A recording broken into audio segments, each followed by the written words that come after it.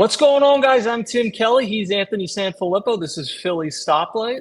Brought to you by our good friends at Wapner Newman, Philadelphia's personal injury attorneys. Now, the Phillies, obviously, we've talked quite a bit to this point about free agents they're either going to have or try to sign this offseason, and there will be plenty of time to continue getting into that. There's a bunch of deadlines coming up with qualifying offers and things of that nature. So we will get back to that at a point in the near future. But one thing I wanted to discuss today, Anthony, is potential candidates, A, that the Phillies could trade, and B, that they could trade for. And as our good friend Paul Jolovitz said, I don't trade players, I trade for players. I bungled it, but it's a great line that he's come up with that has been on the WIP airwaves for years now, and it's a fun one. So I'm going to go through some of the trade candidates that the Phillies have. I think there's really three that I want to get to today. The first being Alec Bohm. He's projected to get $10.3 million in his final year of arbitration eligibility. And the way I look at Bohm is he's too good to non-tender, but he's also not in a position where I necessarily would want to pay him $10.3 million this year. So my inclination would be to trade Alec Bohm. I don't know exactly what you're going to do at third base. I think in his absence, you're going to have some combination of Otto Kemp and Edmundo Sosa, and then maybe you reevaluate in the middle of the summer, whether it's bringing up Aiden Miller or trading for a veteran. But I think you save that $10.3 million and use it elsewhere on the roster. Yeah, I agree with you, Tim. And I think that, when you start looking around at what can you get for Alec Bohm, I think that you look at it and say, you could probably get a similar valued player at another position that could potentially give you a little bit more pop, but, certainly is at the, getting ready for one more arbitration year and then free agency. So I think you're going to have to basically a swap for a swap, just maybe position wise. But I think that could help the Phillies because when you look at what they have in the system and on the roster, you could probably fill the hole at third base. Although I'll later in the program here give you a different idea that I might have to make this all work. But if we're assuming that you're going to bring back Kyle Schwarber and JT Realmuto, then you could fill in third base for the time being with some combination of Edmundo Sosa, Otto Kemp, and then wait for the potential of Aiden Miller later in the year and have Bohm get you one of the outfield pieces that you need. And so I think that that's a very realistic possibility for the Phillies. And so while there's a lot of people who would say, you still got him under control, he's improved at third base, he is one of the few contact guys you have in the lineup.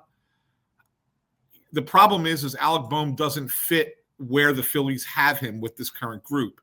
You would need to be a successful team with Alec Bohm or to have the lineup you want with Alec Bohm. He needs a bat further down in your lineup, whether it's 6 or 7 or whatever. That's fine. But he can't be a guy in the top 4. And right now, as this team is constructed, that's what he would have to be. So I think that if you're looking to add a right-handed bat that can hit the ball out of the ballpark, and whether they're your 4 or 5 hitter, whatever it might be, I think Alec Bohm's the guy that can get you that player. Yeah, no, I agree. I don't know that he's the guy that's going to get you that player necessarily. To me, I think if you could get a 7th-inning reliever for Alec Bohm, something like that, and even though he's not technically yet making $10.3 million, you're essentially clearing $10 million off the book. So you get some level of salary relief in moving him because you're not going to non-tender him. Like I said, he's too good to non-tender. You do that, and then if you get a player that is useful to you, I think some people have overestimated what his value is. Clearly, the Phillies did last year, and it was probably more appropriate to do last year when it didn't feel like you had to trade him. And I don't know if they have to trade him this season, but it just kind of feels like it's run its course to me in many senses. He has had some good moments, but he's never developed into what people thought he had the chance to be offensively early in his career.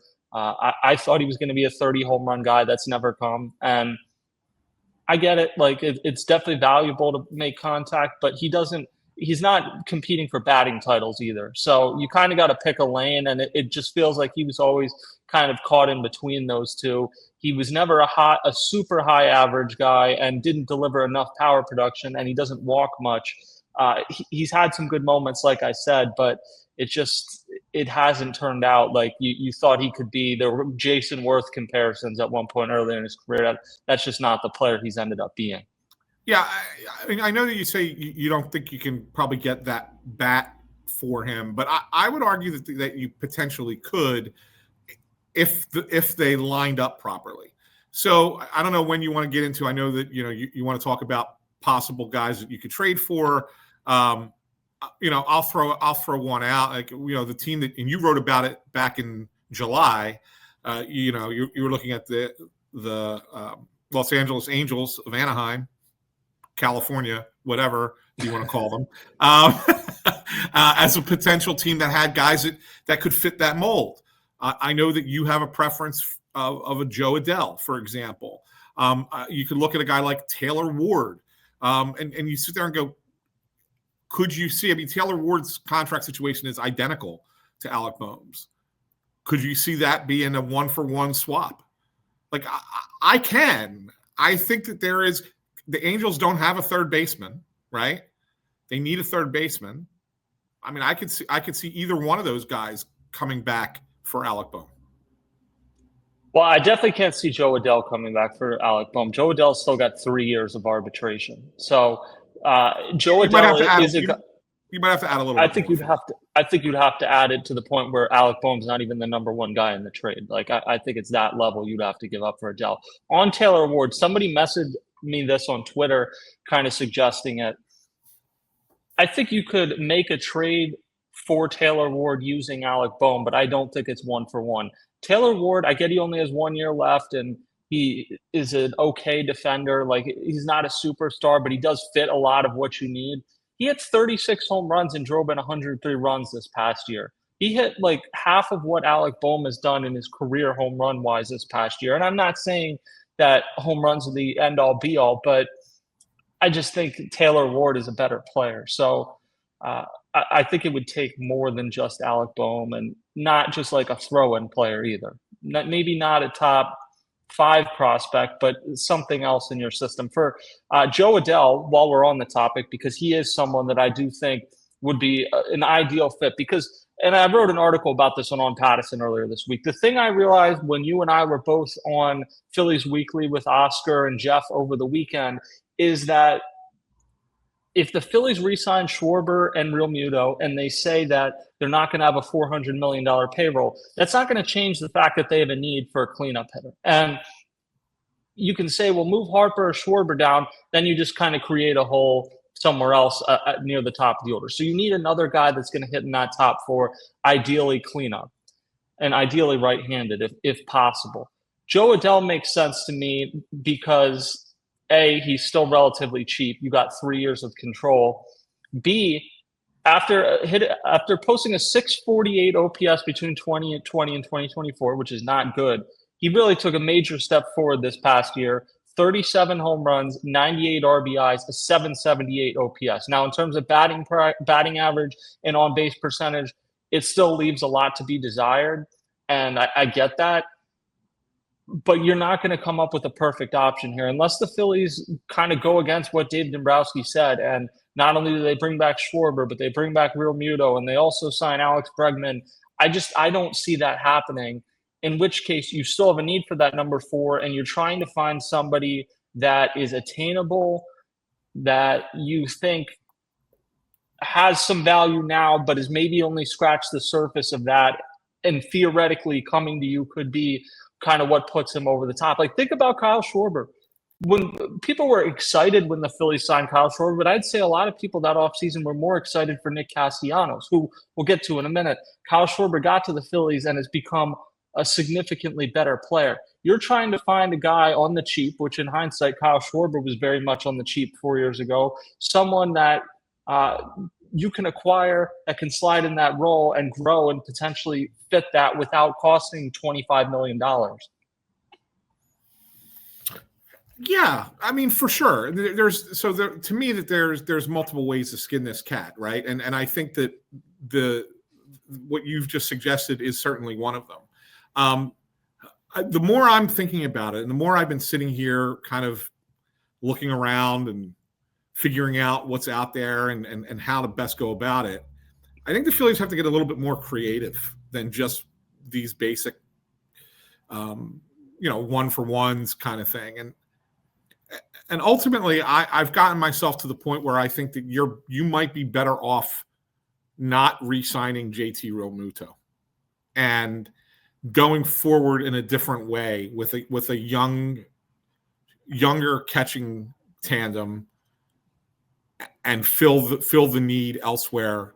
And maybe you can go get a guy like Alec Bregman at that point, right? Alex Bregman at that point. So you can then move off of Bohm, bring in Bregman. That locks up your top four in whatever order you're going to put them in. You probably drop Schwarber to the 4 spot, but Bregman probably goes between him and Harper. And then figure out catching. Like I feel like that might be the better path for this team.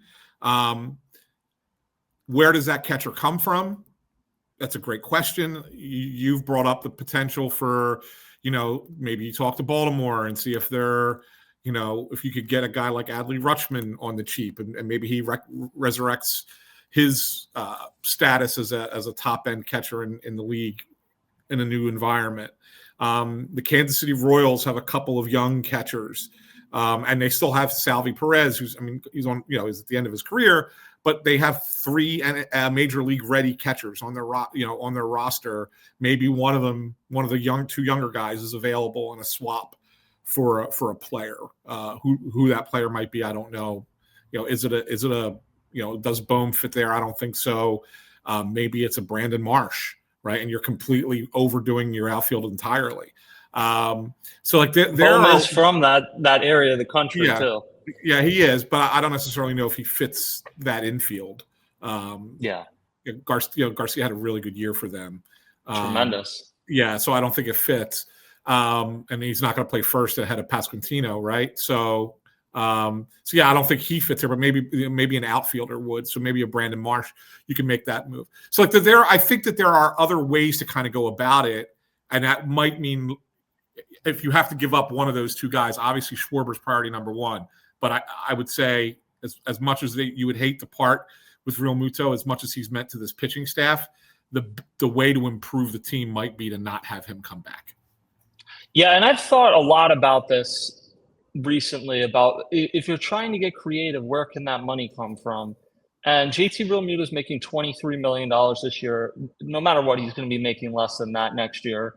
The problem is Kyle Schwarber made around $20 million this year, and to bring him back or to sign Bregman or one of those guys, that's going to be like $30 million. So you're basically, it ends up basically being a wash. But I do think there is an argument for letting JT Realmuto go. The thing is, though, if you get stuck in the middle of the season, it's way easier to find a third baseman or a left fielder than to find a starting catcher. And that's kind of what gives me pause, is that what if you go with Marchand and another guy? I think Joey Bart on the Pirates, that's like an interesting, realistically attainable person that was a top prospect, didn't work out in San Francisco, had a pretty nice rebound year last year. This year wasn't great, but is 3 years of arbitration. Like maybe you take your chances with him in some sort of platoon with Marchand. But if it's a disaster in July, that it's so hard not only to find a guy, but then to get him comfortable with the pitching staff in the middle of the summer. If you made me guess, I think they're going to just bring back JT Realmuto because it's easier to kind of go next man up at some of those other positions. But it is something that some people might think is sacrilege, but I definitely think they should consider the possibility of what if you don't bring back JT Realmuto and you reallocate that money. Let's say you're projecting he's going to make $15 million somewhere. That's not going to get you Alex Bregman, but it maybe gets you partially to Alex Bregman. Maybe it gets you Eugenio Suarez and you decide that that's a better fit for a couple seasons than JT. I don't know. But I do think they need to be creative. And there was some conversation at the beginning of last offseason about finding creative ways to shake this team up. And it seemed for a while like they were going to trade Bohm, and it just never materialized. This offseason, I don't think they have a choice but to get creative. And at the very least, I think considering that possibility with JT or without JT really is something worth thinking about. Now, you mentioned Brandon Marsh. The thing about him is, yes, he is what he is in the sense that he's not going to play against lefties. He really belongs more in a corner outfield spot, although I would say right field might be opening up, and we'll get to that in 1 minute. But he plays a pretty valuable role in the regular season in terms of being a strong side platoon guy, really good fielder in left field. I would imagine if you played him in right field consistently, he would be as well. And mashes against righties. I know he had a bad postseason series. There's no other way around it, offensively and defensively. But for $4.5 million, I'm not like in a rush the same way I would be with some other guys. Like with Bohm, I think $10 million is too much to pay him.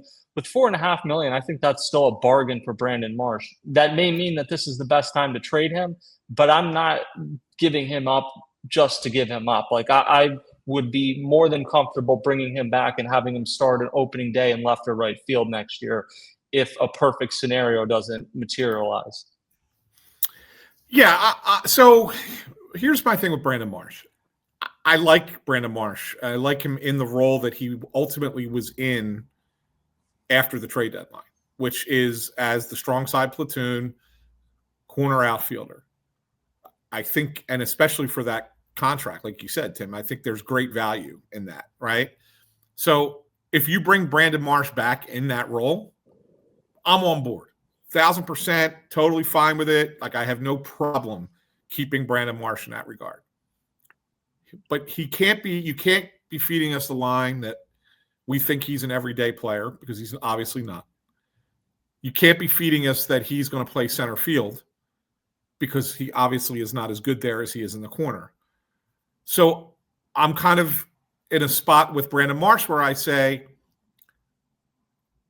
if we determine, if I'm making pretend I'm the Phillies, if we determine that we want him in this role that he succeeded in for much of 25, then fine, then let's hang on to him. But if we feel like we can fill that in another way and he can bring us something else to help make that happen, then I think that there's value to having him as a tradable asset because other teams are going to look at it the same way we're looking at it as to why he would be beneficial for the Phillies, right? So he might be the guy of all the possible names that we think, that won't be back or could potentially not be back.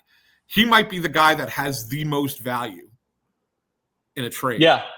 No, I think he is. I think one of the biggest things with Bohm is you're just shedding that money. And that's not to say you give him up for a warm body, but like, I think some people are overshooting on what they think they could get. We talked about these Angels trades specifically. Like, I know Brandon Marsh played with the Angels and it didn't work out necessarily, but he's a different player a few years later. I don't think it's insane to think that the Angels could have interest in bringing Brandon Marsh back in one of these trades. He is beloved by anyone that interacts with them. He's improved as a player, and they have a pretty right-handed hitting outfield now. So if you told me the Phillies do a 1-for-1 trade of Brandon Marsh for Taylor Ward, that kind of checks out to me. I don't know if that's a good trade for the Phillies necessarily, but it kind of fits what they need maybe a little bit more with adding Ward. And the Angels get a guy that's got 2 years of team control. And one of the issues with any of these trades with the Angels is they're a delusional organization, starting at the top. But Perry Manassian, the GM, is in a contract year. They just hired Kurt Suzuki as their manager and gave him a 1-year contract. So you and I can look at the Angels and say their best bet for the long term might be to blow it up. Certainly not to hold on to 32-year-old Taylor Ward. But the people in charge are competing for their jobs this season. So they're not just going to punt on this next year, which makes me think like maybe Joe Adell isn't as likely, and they're certainly not just going to give Taylor Ward up. But if you gave them Brandon Marsh and something, or Brandon Marsh just for Taylor Ward. Like, you're getting a guy that still helps them compete this year. So as we've talked about it, and I may end up writing about this, like Brandon Marsh, I think not even factoring in some of the limitations, might be the guy that moves the needle in a trade for the Phillies this offseason. I love watching the light bulb go off in your head, Tim, when you sit there and go, yeah, this sounds like a good story. I should write about this. It's very visual, as you can see it on your face. Yeah. No, but I'm in agreement. I think that's, that's the toughest call for me. But I also think that it also gives you probably the most bang for your buck as far as what you can get in return in a trade. And so therefore I look at it and say, yeah, you traded a catching prospect to get Brandon Marsh. Maybe you get one back for Brandon Marsh, or maybe it's like what you said, and you go and get, a right-handed hitting version of an outfielder that could play more regularly and not have to just be a verse lefty guy. Basically, Nick Castellanos' replacement is what you got to hope to get. So, that's another one. That's another guy that I think might not be part of the mix next year, but would be perfectly fine if he still was. Marsh or Castellanos? Marsh. Marsh. Okay. I was stopping there because I figured you wanted to go to Castellanos. Yes. That is who I want to go to. And I don't think this is hyperbolic when I say I think there's a 0% chance Nick Castellanos is on the Phillies next season. I'm with you. 0%. I know Matt Gelb reported that they're either going to trade or release him. Obviously, Dave Dombrowski, when I asked him the question in the end of the season press conference, where I framed it as there were some times where he seemed unhappy with his role and unhappy with Rob Thompson. Obviously, Rob Thompson's back. Even though he's got a year on his contract, can this relationship go on another year? And Dave Dombrowski said essentially like, I'm not going to get into people who are under contract, but everything you said is basically accurate. And yeah, I mean, I think some of the ways that Nick Castellanos handled stuff this past year did not sit well with people, and they made it through the rest of the season.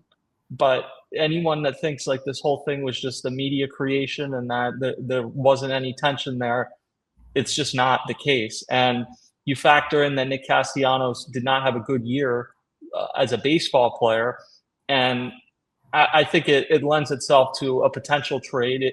He did hire an agent, Mado Sports Management. He had previously been with Scott Boras, let him go at last July, I believe, and represented himself, and gave me a great interview in spring training kind of about why he thought